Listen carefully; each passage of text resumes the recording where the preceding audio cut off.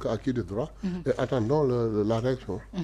Espérons bien que la situation mën a décanté wu ba mën a atte ñi nga xam ne jamono ci wax dëgg yàlla ñu ngi ci ay jafe-jafe yu métti ni ki dem ba gis nañu Barthélémy Dias def benn sortie ci sortie bi mi ngi daal di mel ni kuy alerter wala jël témoin population bi jëm ci li nga xam ne moom moo di Cour suprême loolu la war a génne si wàllum révocation mairie bi naka nga ko gisee.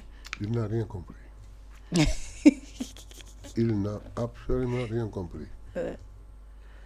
Il cite kii ñun parlons du code électoral lui parle d'autre chose. Bon xam nga il y a des morts lentes douces, il y a des morts douces, il y a des morts très agitées surtout je parle sur le plan politique. Que mon frère Idrissa me pardonne. Idrissa est mort politiquement, mais d'une mort très lente, très douce, avec toute sa dignité. Une mort très douce, très lente, mais politiquement, il est fini. Lui, il a une mort brutale, très agitée. Barth. Oui, oui. Barth bu mu mere kenn, Barth bu mu xuloo kenn. Barth moo amoon doomu ndeyam. Doomu ndey par-ci, doomu ndey par là. Et doomu ndeyam boobu alors c'était le meilleur, c'était le plus courageux, c'était le plus bon. Jusqu'à un certain moment ñu nax ko gëmloo ko loo xam ni mu fàtte kóllëre fàtte amitié fàtte doomi ndey def intérim quand Barth vient dire que day proposer à Ousmane Sonko que tu n'as que 40 ans 45 ans il va falloir nga ñëw ñu jàppale xawma kan que le système continue pour que après mais il est malade s'il va jusqu'à penser comme ça mooy kii xamul boppam te xamul Ousmane Sonko maa ngi gis sa journaliste bi il était un peu kii naan ko mais yow xam nga ne loolu Ousmane Sonko du ko nangu.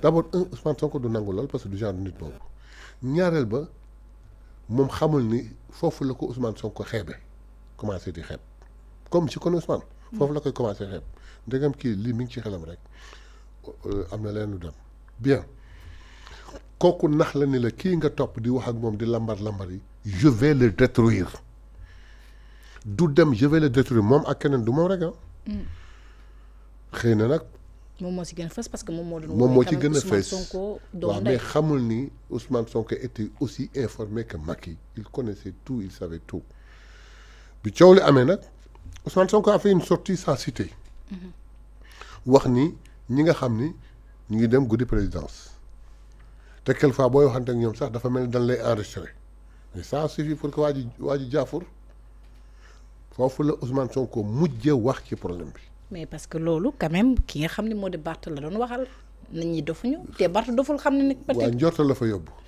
tudd ko taasu ko sañ nga ko nag sañ njortal la fa yóbbu mais tudd ko taasu ko. ci la ci Ousmane mujjee wax Barth wel guddeeg bëccëg lu ne mu yekk ko Ousmane Sonko benn yoon la ci waxaat dans son interview de Ziguinchor ci barricade ba waa ji posé ko question mu ni d'abord loolu duma ci wax te su ma amoon lu ma ciy wax du fii laa koy waxee par respect seen diggante.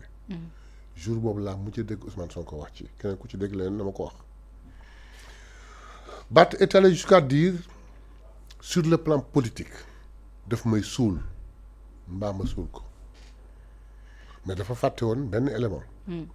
c'est que suulul Ousmane suulu ko. mais camion ba mu wuti woon suuf pour suul Ousmane moo daanu ci kaw moom mu suulu. cela veut dire. bien dafa ni sur le plan politique. et il jure. que Ousmane Sonko dana ma suul politiquement. mbaa man ma suul ko politiquement. mais dafa fàtte benn troisième élément.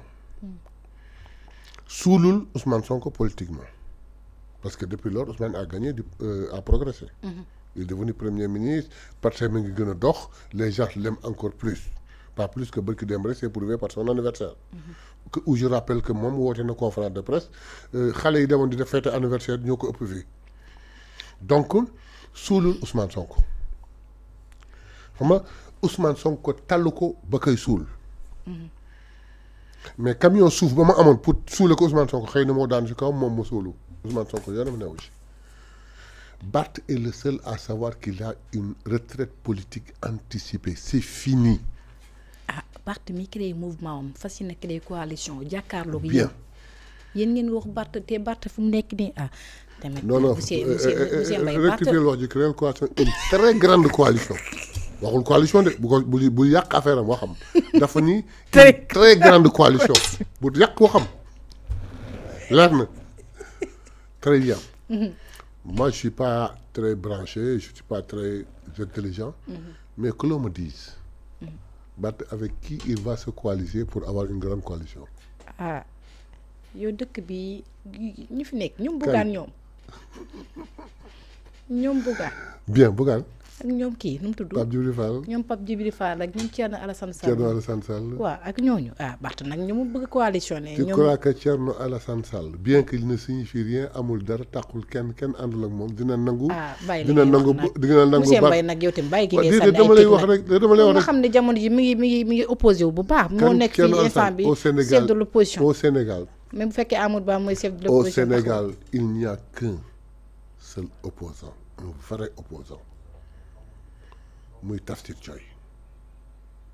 Il le fait très bien. Soit mu def ay participation, soit mu def ay suggestion, soit mu def des critiques. Mais dans toute la correction et dans toute la technique, il a un très grand avenir politique. bu continuer nii mais à part moom Pape Djibril Fall kan la Thierno Alassane Sall ku mu am kan ak kan fan lay jëlee coalition bu baax. ay nitam ay nitam ñan. mais xanaa xamoo si taxaw Sénégal moom mi ngi roppi foofu ay nit di gars yi ñoo ngi koy topp de yéen da ngeen am déception. monsieur Mbaye Ndar ngeen am déception de. gis nga booy baa ngi ñëw de booy Dakaru bi. gis nga neen mooy borom Dakar. waaw il y a une expression qu'il aime beaucoup utiliser bàyyi leen fooy seen xel mais moom day fooy xelam non très honnêtement day fooy xelam et puis nañu waxtaan dëgg bien que dana am ñu mu neexul cette coalition là si c'est pour préparer les élections locales il pourra même plus gagner Sicap Mermoz. yow man il ne mais Barth moom Dakaru Ndiaye di Barth mënul gagner Sicap Mermoz la mairie de Dakar. avant may revenir de àggal li may wax. ñun ñoo tordre la main de Khalifa Sall pour faire de lui un candidat. C'est Ousmane Sonko qui l'a fait. Tout le monde sait que le candidat de Khalifa Sall c'était Wardini. Ousmane Sonko. Par ndeysaan son amitié ou par je ne sais pas. doomu ndeyam la. doomu ndeyam la woon.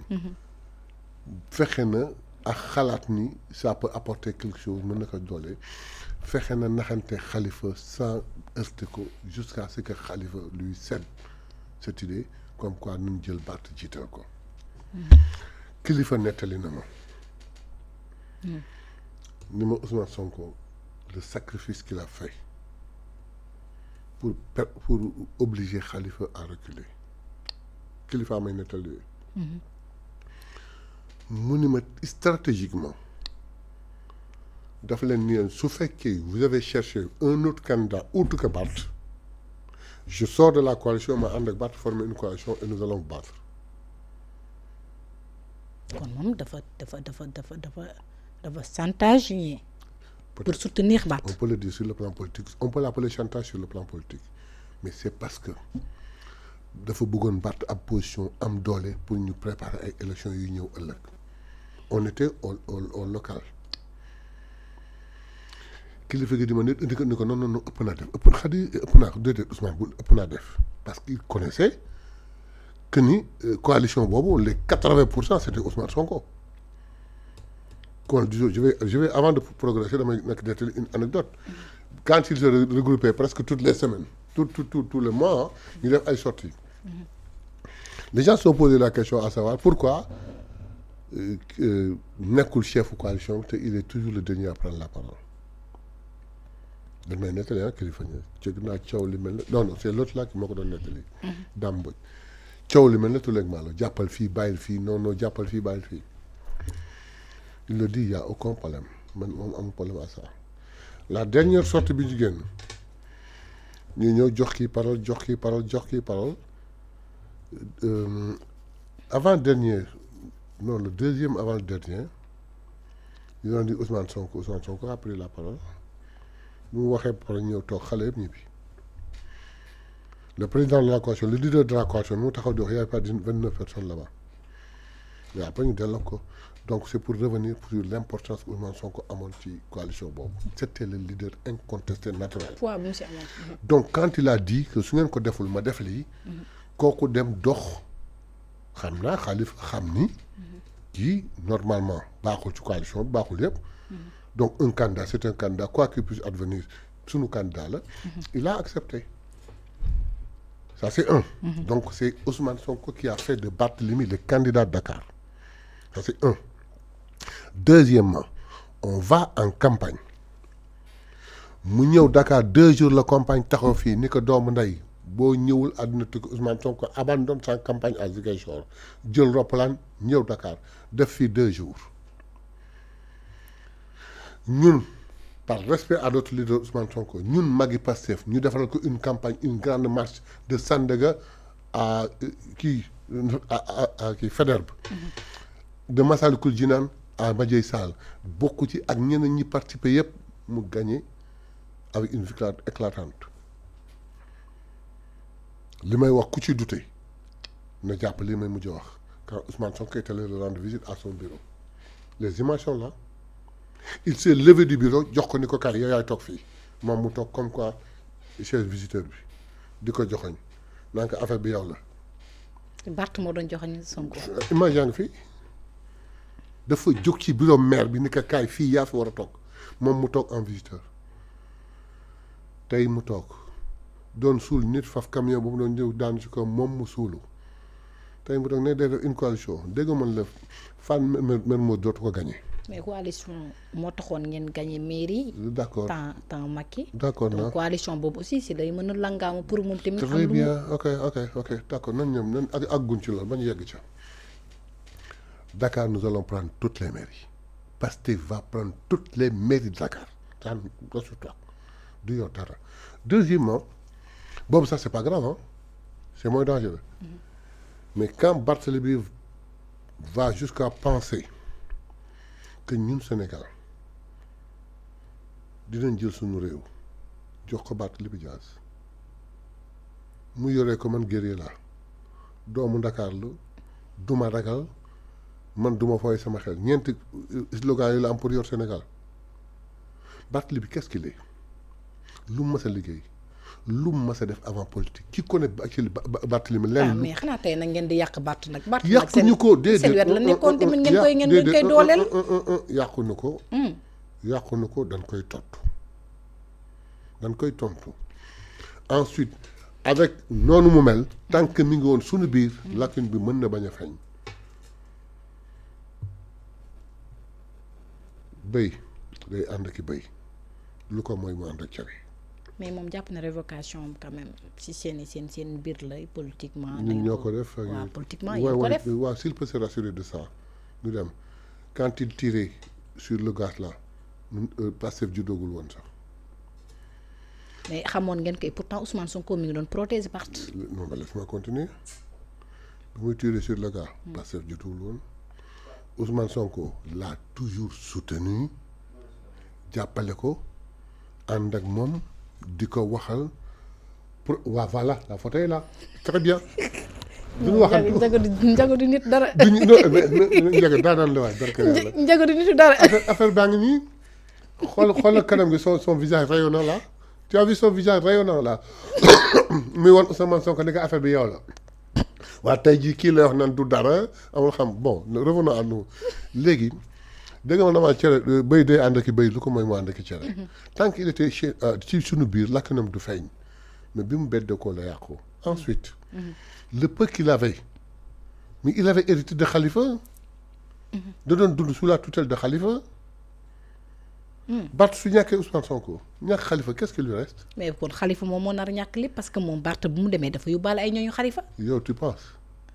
mais am na ñi nga xam ne dama leen xam ñu nekkoon ci Khalifa Ababacar Sall. jamono ji bi may déggante ak ñoom rejoindre nañ ki nga xam ne moom mooy cette personne là les 7 personnes que tu connais là. ah yow 7 personnes. les 7 non matul 7 sax man maa 7 rek parce que dama gentil les 4 personnes que tu as connues qui sont allées avec Barth moo tax Khalifa ñàkk da ngay font rek yow sax da ngay font donc li ma mën a wax Barth xalaat na ñun Sénégal ñu jël ko di ko jox Barthélémy Dias donc Barth il faudrait qu'il comprenne que il est fini politiquement c'est fini Barth dootul dellu si mais nag qu'il me dise rek fan lay jëlee coalition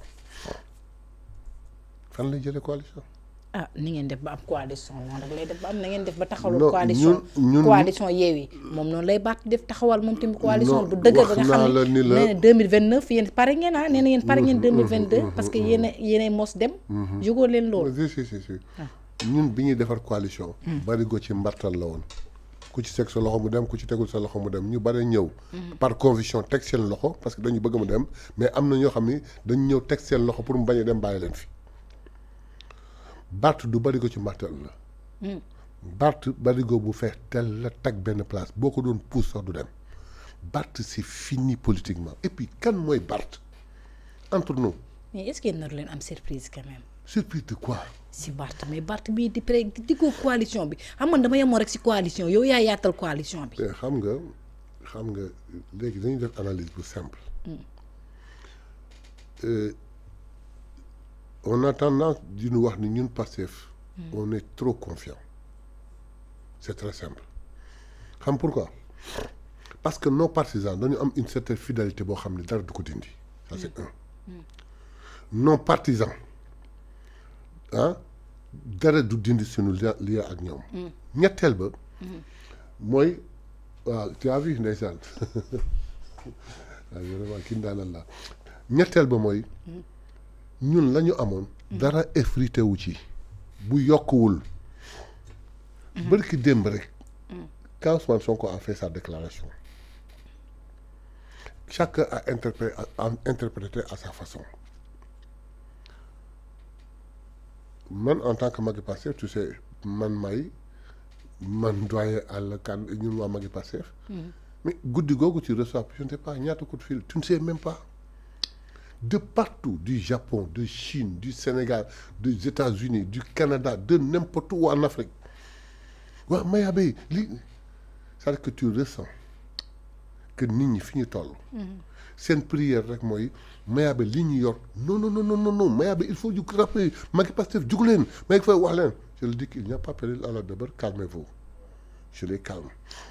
Mais de l'autre côté, damay analyser ma ne tey affaire baa ngi gën a dëgër tey la nit ñi gën a bëgg léegi xoolal le jour de son anniversaire l'anniversaire du leader qu'est-ce que les gosses ont démontré et c'est pas au Sénégal en Afrique et dans tout le monde mais ñun dañuy gën a progresser mais Barth sa conférence de presse qui n'a pas été même pas suivie par 2000 personnes Barth qui appelle la presse mi ñëw jël seen yëpp teg ngeen di toog en fait si vous me permettez. Barth keroog bi mu woowee lu mu leen wax lu concret ngeen mën a kii. du ngeen mën a informer wax na ci révocation am nee na cour suprême lan mooy xaar lu muy xaar. non là dafay juum c'est que il n'a rien compris là sur ce plan là. mais ça que Barth day woo presse ba ñu ñëw. du xam lu mu leen wax mu polémiquer pendant je sais pas non ma pas mu monologuer pendant 1 heure de temps après jóg dem yoonam lui-même ne comprend pas ce qu'il a dit. nag. Monsieur Mbaye yaa comprendre pourtant nit ñi comprendre. nit ñi ñoo comprendre oui c'est vrai il se pourrait que man damay mag sama yaram neexul ba comprendre moo la bari c'est vrai mais dama bëgg wax Barth na bàyyi foowee xelam na jóg dem defi une demande d'emploi di xëy ak di gontu. dund sa vie dundam il n'a qu'à aller faire une demande d'emploi su demee di xëy ak di gontu te bàyyi politique du dem. très bien waxtu bi xam naa li dem nañu mais quand même duñu jeexlee sans autant que wax ci wàllum recrutement.